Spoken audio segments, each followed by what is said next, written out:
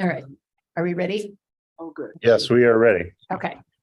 Good morning, everybody, and welcome to the monthly meeting of the BOCES for the Rocky Mountain School of Expeditionary Learning. We always start with introductions. I am Carrie Olson, and I'm here representing Denver Public Schools. I'll pass it over to, or actually, maybe we should do the people online first. Jalen, we want to give you a little more time. So people online, would you like to introduce yourselves? Sure. Becky Myers, Douglas County School District. Anne Egan, Cherry Creek Schools. Good morning. And we have the great honor today to welcome a new BOCES member. Jalen, would you like to introduce yourself? Yeah, so briefly, my name is Jalen Jenkins. I am representing PEDC. I've worked in Denver metro area. I worked in Phoenix. My sisters went to RMSEL, and so let me take the full circle moment. So here. Excellent. We're so glad you're here. Welcome. Thank you. And Chad, would you like to introduce Chad yourself Burns. and staff? Executive Director at RMSEL. And pass it to Julie. Julie Stelzer, Finance Director at RMSEL. Chris Benito, Enrollment Coordinator at RMSEL. My name's Paige, and I'm a junior and the student government representative at RMSEL. Excellent. Welcome. We're glad you got up early and made it here with us. Thank you. And thanks to everybody who's joining us this morning. With that, I'll officially call our meeting to order. And our first item on the agenda is the approval of the agenda. Do I have a motion to approve the agenda? I move to approve for Tuesday, January 24th, 2023. Can I have a second? Second. All in favor, say aye. Aye. All opposed? All right, that passes. The next thing on our agenda is the approval of the minutes from November 29th, 2022 and December 22nd, 2022. Do I have a motion to approve the minutes from November and December? Motion to approve minutes from November and December. Do I have a second? Second. All in favor, say aye. Aye. Anybody opposes? All right, that passes. Next, I will turn it over to Chad for Executive Director report. Thank you for everyone being here today. It is the new calendar year and it is School Board Recognition Month. So as we begin, please join me in recognizing our Board of Cooperative Education Services. Each director present today, both virtually and in person voluntarily, serves on the RMSEL BOCES in addition to the many responsibilities and duties of service to their respective district and the Public Education and Business Coalition. Each member is responsible for working collaboratively with their fellow directors to fulfill the mission and vision of their district, as well as provide support and leadership to RMSEL through appointing of the executive director, setting school policy, and ensuring fiscal review and oversight to the BOCES.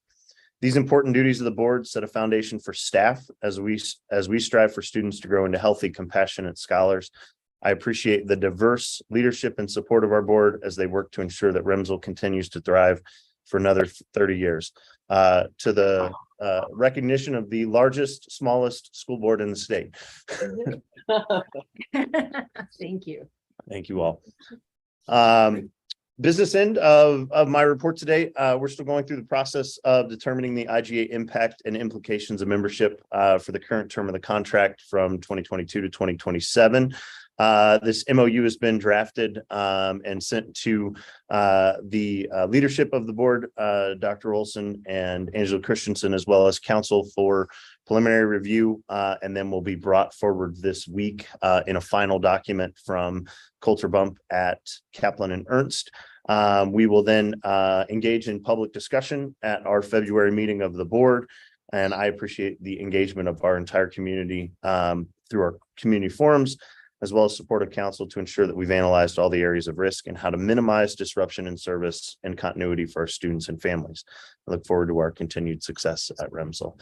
So look for that document within a week, and I'll prioritize email to the full board. Recommitment. This is the time where Chris will tell you that we are living in 3 school years. We're oftentimes finishing things up from last year, functioning in the current and present year, and it is that time to begin thinking about next year. First week of January, we asked RMSEL students and families to go through an annual recommitment process. And once again, we have an extremely high retention rate of current students and families at 91%. which keeps a stable and learning environment for our entire community. The only grade level with attrition of more than 2 kids is our 8th to 9th grade transition, where we historically see 50 to 70% of our students look at alternative high school options and pathways within their district of residence or privatized providers. But this year, currently, we know that this number will continue to fluctuate up through the summer. We have a full class of freshmen coming from the 8th grade class. We have 26 8th to 9th grade students, which is what we consider a full class of expeditionary learners. So we're excited about that. We do know that we will probably see 3 to 5 students continue to consider relinquishment from that group, just based on historical information. But that provides us with a real stable footing to conduct the lottery. The reason we go through this internal process is the only way we have vacancies for the lottery, which the application process concludes January 31st at midnight, is to populate the lottery software from the districts of residence proportionate openings. Once we complete, once the applications are complete, they populate into the software. We project that all spots will be full with a substantial wait list. Accepted families go through a process of receiving their notification from me personally, scheduling an in-person shadow day where they get to come into the building and spend a period of time with teachers and staff. So, for example, in kindergarten, they get to come in and spend an hour. In high school, they come in and get to spend a full day, oftentimes led by their potential peers. And then we provide them a 1-week period of time to accept or relinquish that position. So in our large transition grades, specifically historically high school, 6th grade and kindergarten, the teacher team also does a question answer parent open house, because there traditionally is more than 1 or 2 students. In our off grades, that's normally conducted just one-on-one, because we typically only have 1 to 0 openings. Any questions about relinquishment, lottery, things that are happening 3 school years? These next 3 items are follow-up from last spring/summer in June. These were 3 specific strategic initiatives that we took on as we transitioned into this school year from a post-COVID perspective. And I want to bring the board up to date with what work we're doing around learning services, our kindergarten strategic action plan, and our associate teacher retention were 3 targets that we work towards. So in regards to learning services and academic achievement, we brought on 1.0 full-time teacher equivalent in literacy and mathematics to provide intervention students. Students receiving services are based on a body of evidence, which includes their annual state assessment from the previous school year, benchmark school iReady data, so 2 rounds of iReady data or a single round in the fall, and then recommendations from teachers, things that they're seeing in the classroom, observations that they have. So those benchmark data kind of give us some what we call flashing yellow lights, and then we want to confirm that students may need that service additionally from their classroom teacher who spends the most time with them. We're currently providing these services to 15% of our school population. Our students are making growth by receiving small group targeted instruction. We'll provide an end of the year report to the board broken out by student with names redacted. And I just want to take this opportunity through the first half of the school year to thank our learning services team of Billy Pope, who is our literacy interventionist, Laura Allen, our mathematic interventionist, and they're working alongside our director of elementary education and special education services, Lindsay Emery. So good things happening for kids that need additional support post-COVID. Thank you, as always, to the board for approving that allocation of funding to support those positions. Kindergarten strategic action update. We saw that kindergarten and middle school were most significantly disrupted by COVID, both objectively and subjectively in the time that we spend here at school. And one thing that we did was we eliminated the assistant teacher position from the classroom. We upscaled the budget so that we could hire another full-time equivalent. So we do have 2 kindergarten classrooms with a ratio of 1 to 13. And then what we see from those students is during their elective class, they do come together for their elective course, and an associate teacher is assigned to support them when they're in their elective classrooms. Really important for us was to measure how these students adjust to performing in school with just learning the rituals and routines of a classroom management, how to interact positively with their peers. And then jumping into student achievement, we've done 2 rounds of internal standard assessment data with these students, and we have no students scoring below the 15th percentile right now. And we only have 2 students scoring in the 15th to 25th percentiles. And those 2 students are receiving intervention services from our providers listed above. So small classrooms work. It's changing how kids interact, how they assimilate to the classroom, how they learn, how they build strong bonds as a community. We're measuring achievement of those students. And while we won't see the results in a formal sense until they take their state 3rd grade assessment, we want to provide data from this cohort of kids, because we believe that this will be hopefully a very successful initiative for them. And then finally, 3rd aspect of that is, I know all of your districts are talking about this, updates to your board of teacher shortages. And then specifically even further than that, our bus drivers, our support staff, our paraprofessionals, our associate teacher positions. And that has been a position that has always been challenging to fill at RMSEL. We've oftentimes had associate teachers, teacher assistants leave after a period of 9 weeks, 12 weeks to find other alternative employment that compensates them better in the metro area. We went to a position of $20 an hour for our 3 associate teachers. And then one thing that we did in addition to that, at the rate of about $6,000 per employee, is full medical and dental benefits. If you're working in one of those positions, whether you're an aspiring teacher, whether in that role, there's nothing more humbling than not being able to provide basic medical and dental care for yourself. And if you go to the emergency room, that bill oftentimes exceeds that $6,000 mark pretty quickly. So thank you to the board for recognizing that those positions were really important and funding them at an hourly rate above the minimum wage standard in Denver, and then providing them a standard of full medical and dental benefits. And I just want to report that we have retained all 3 of our hired associate teachers to this point of the year, and that hasn't happened before. So it makes a difference. So it was challenging to always find dollars in public ed where there aren't dollars, but kids are learning and they're being provided services as assessed from our learning services team. Kindergartners are doing great as they get associated with school, and we have a phenomenal team of associate teachers and Josie, Abby, and Philip, who really support our K-5 students throughout the course of the day. So that is my January report. Thank you. Thank you, Chad. Would any of my board colleagues like to comment on anything from the report or ask any questions?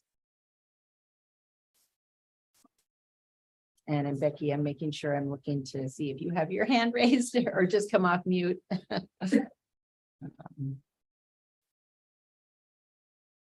While you're taking some think time, I also want to join Chad in thanking all of you for serving on the board in January as the school board recognition month. I know Governor Jared Polis also passed a proclamation recognizing everybody who serves on public boards of education. So thank you. Chad, I have a question. Sure. In the kindergarten strategic action update, when you say standardized assessment data, is that for reading, math? So Readiness. it's in reading, writing, and mathematics. And so it's iReady reading and writing. Primarily focuses on letters and letter sound recognition with those early primary age learners, and then introduction to number sense with mathematics. Great, I thought so. And the kiddos at that grade level, it is a digital assessment, but it is taken through an iPad as a more kid-friendly tool because they can touch through the responses versus having to key anything in when they may not know what the keys are yet. And then the small classes, I just want to say, I think that's just wonderful too, because then teachers can provide their feedback for how students are doing. So you're not just relying on that. So great. And then the associate teacher retention, that's fabulous. It's outstanding. So thank you for that. All right. Thank you for the great update. And now we will turn to our student body report. So thank you for being here. We're very eager to hear from you. So we had first that I like to have, we did do our student introductions. So we now have a treasurer position, a secretary position, vice president position, and president position. So now that we have all of those assigned, we can be more fluent in our actual activities that we do. We finished planning our getting together in our family groups for those Olympics. So everybody now has a family group. Our family group days have been decided for Wednesday, February 8th, and also Wednesday, March 1st. And that will be from 9:40 until about 11:40, which is when the high school lunch starts. So that hour or 2 hour time will include getting together as a team because it's K through 11th grade. So we want everybody to be involved and everybody to be included. So we will be doing icebreakers, getting to know everybody. They will also be doing a name based off their color that is assigned to them, a poster, and then a parody of a song based off their color. So when I was one, we did like Smash Mouth by All Star, and we changed it to our lime green like team so that it fit better. And then when you actually do the RMSEL Olympics, everybody will like sing their song, so it's more like a community level thing.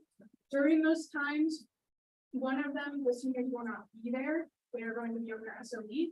However, they aren't actually in family groups. They're going to be the rainbow people, quote unquote, who like run each little thing. So February 8th, they will be working on that. And we will go to one activity. We do have a list of activities that are possible that I'll be discussing on February. We are also working on our wish week, which is the February week of Valentine's. So that entire week, we're talking in correspondence with our Make a Wish Foundation representative who works there. And next Tuesday, we will be holding either in person or a meeting on the side so we can discuss everything with them. We do also have a list of stuff that we want to do with them, ways to work out the logistics for everything, because the only information they're giving us that packet for next to you guys us. And then prom was our final thing that we've been working on. I'm not in that like panel committee thing, but I've heard that they're working on finding them currently. And that's all the information that I have from so far. But that is all the way in May. So It's good you're planning early though. yeah. That's great. Does anybody have any questions for our student? Angela.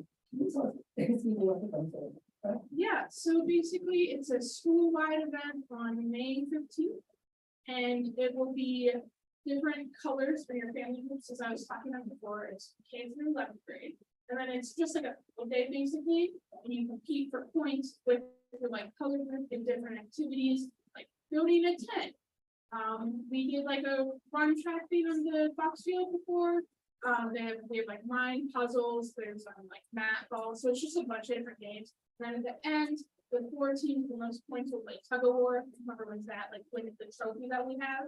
And then that teacher in that family group have that trophy is on it.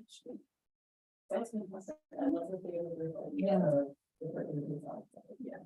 I think that's one of the strengths that always comes through so strongly at RMSEL. So I would love it if we could get calendar invites to those, and then we can accept or decline as we can.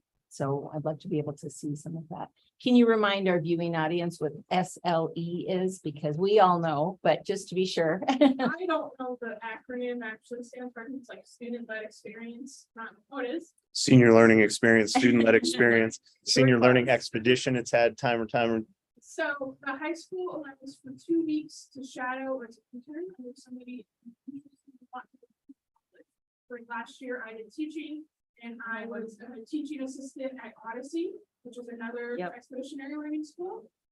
And then when you're a senior, you get 3 to 5 weeks, which I believe it's 3 weeks. So you just get a longer amount of time with your internship.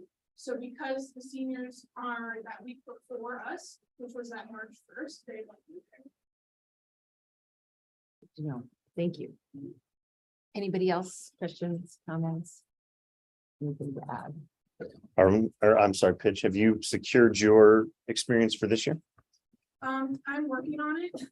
I want to go into lawyering.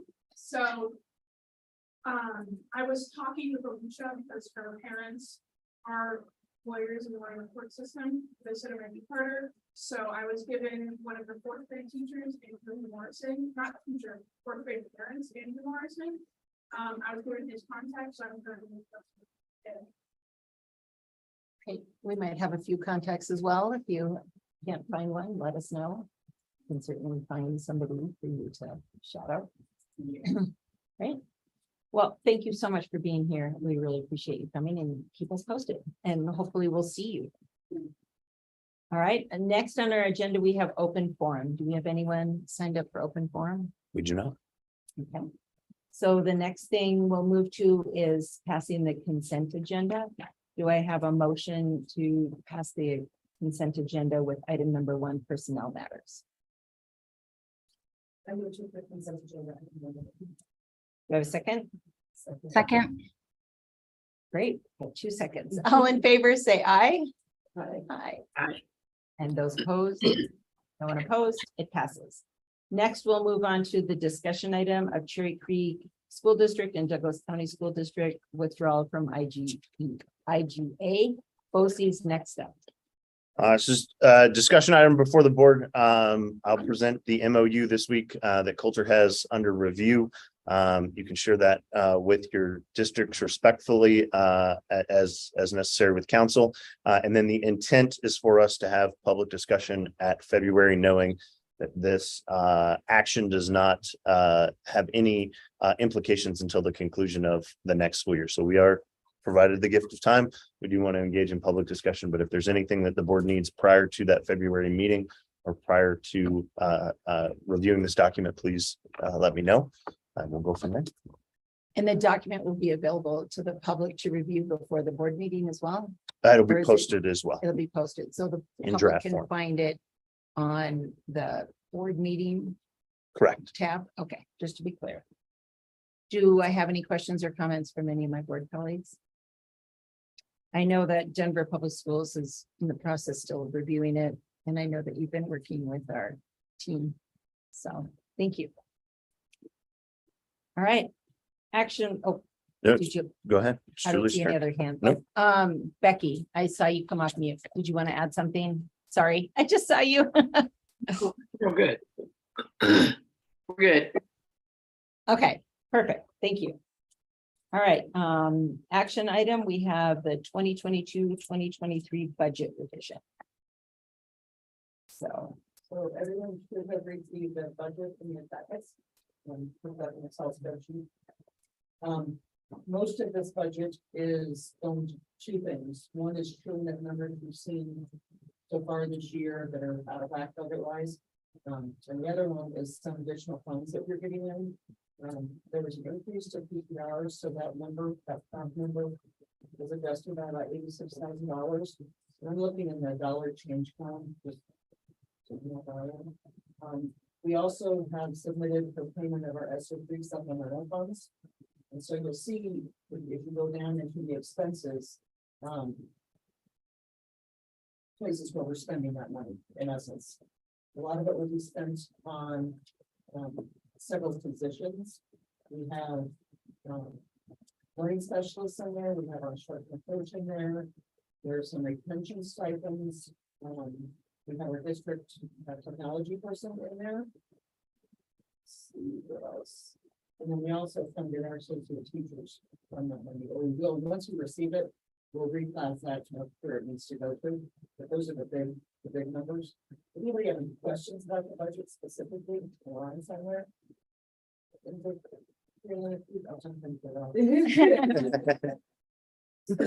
it's early still. Sorry. If you want to sit down, some kind of go through line by line, it's thrilling. They laugh. No, but it's also very clear. I'll just say she does a really good Yeah, I job. think I'm only curious about retention stipends. Is that at the end of the year, is it broken up semester or what? So we go through a process every year with staff, like we do with students, and we retrain for the next year. And when those will go out, mostly in 3 weeks, and they have about, teachers have about a week, for staff have about a week to respond.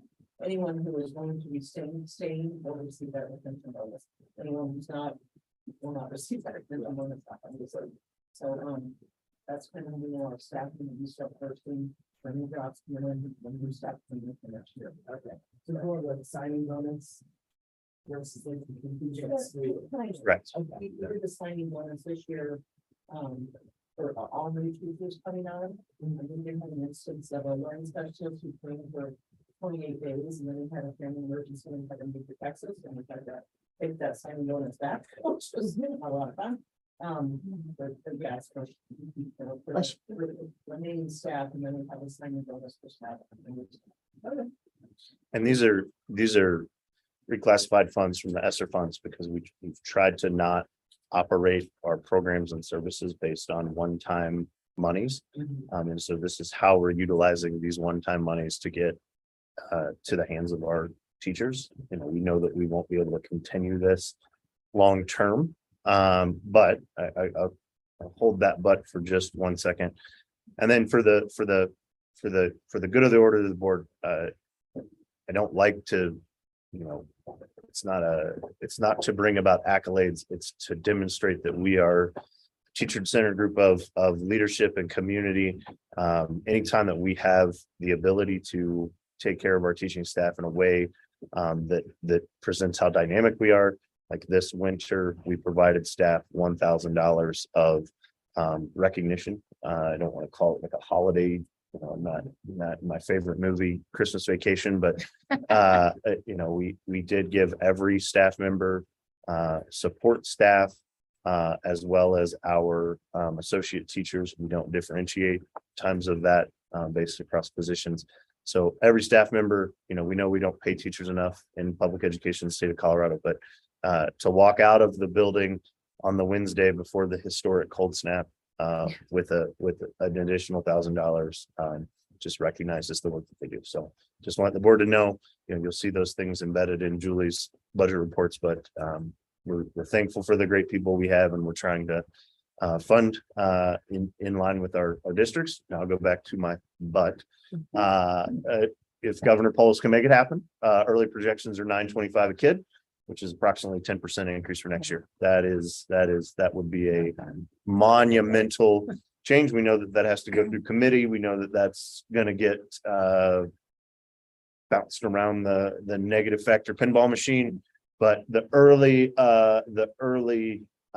desire of the governor and his leadership through the setting of the budget is $925 a child, and that would be transformative for an institution like ours, as well as large scale public schools in general.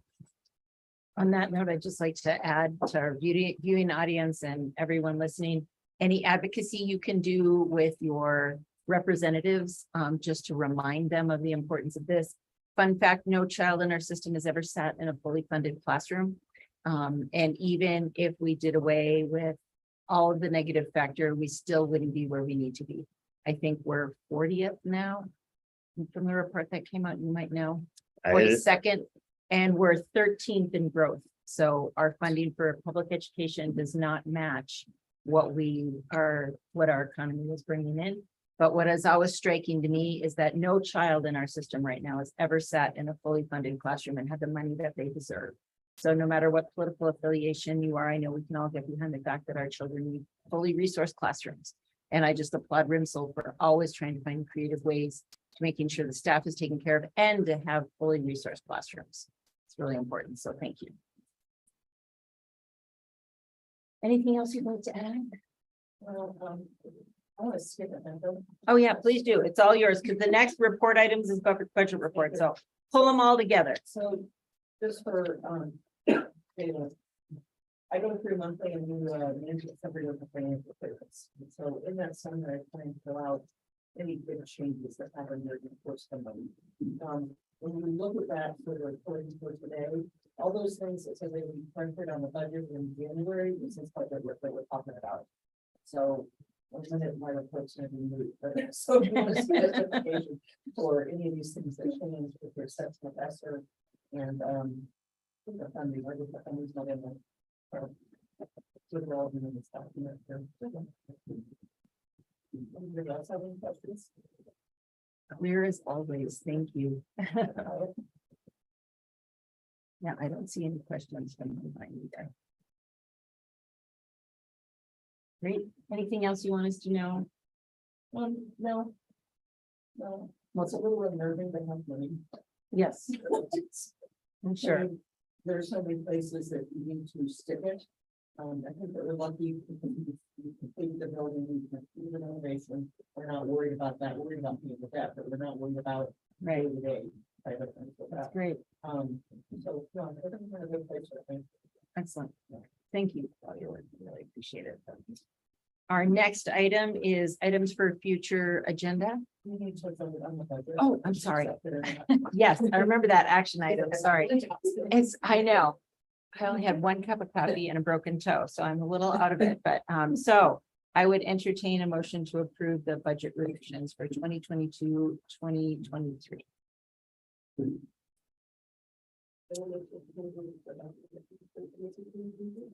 I have a second? Second.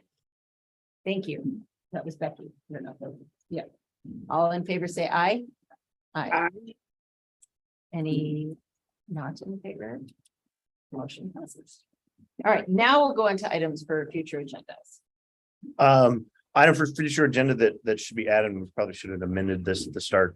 Another aspect of the IGA renewal process was to ensure that our current school policies are up to date with the CASB model policies. CASB serves as our repository for legal support. As with our districts, they provide model policy that district council and then our internal council typically want to make some revisions specific to how our school operates versus how large scale, but oftentimes those are minimal because they're interpretation of state statute.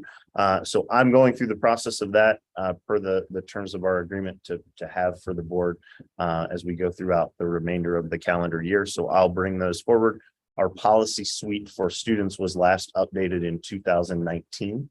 So it is very relevant from the initial spot checks we've had with some policy work, but want to make sure that that's up to date before the conclusion of the year. Great. I know one thing, the students, before you run off page, we'd love to have your eyes on some of the policies relating to students as well. I know that's been helpful in some of our districts where our student leadership groups have done that.